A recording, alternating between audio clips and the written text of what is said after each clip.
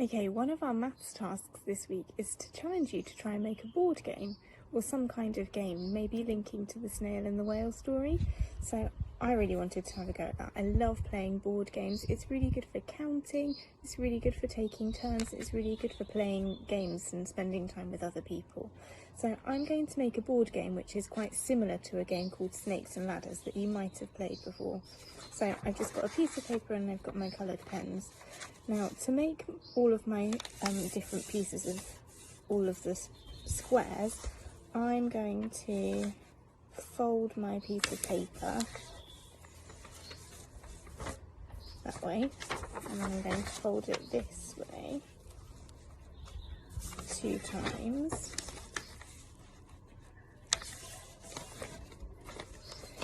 So then you might be able to see that I've got all of these different spaces. Now you can decide how you want to do your numbers on your board game, but that's the first thing I'm going to do because that's really important. So I'm going to put my numbers on and I'm going to start from number 1 and I'm going to start at the very top. I'm also going to write the word start, start the car, start. I'm going to do a number 1, then 2, then 3, 4, 5, 6, 7, 8, 9, 10, 11, 12, 13, 14, 15, 16. So you can see that I've got start here and then I've got all of my numbers. The more folds you do in your paper, the more spaces you can have. So I've got this many. And then the best thing about Snakes and Ladders is that you roll the dice, and then if you land on a ladder, you get to go up the board, which is really exciting. And if you land on a snake, then you slither back down. So I don't want to do Snakes and Ladders, and I'm thinking about our story of the snail and the whale, and I've just realised that I've done this wrong. Okay, so I've finished my board game. What I've done is I've got my snails, which you can travel up, and my emergency service sirens, which make you go back down. What I've also done is I've put some extra pictures on so that it looks like a nice game to play.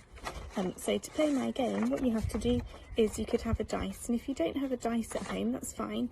You just maybe need to get 6 pieces of paper and put the numbers 1, 2, 3, 4, 5 and 6 on, and then you just turn 1 over each time and that will be your number instead of rolling a dice. And then you just need a counter for however many people are playing.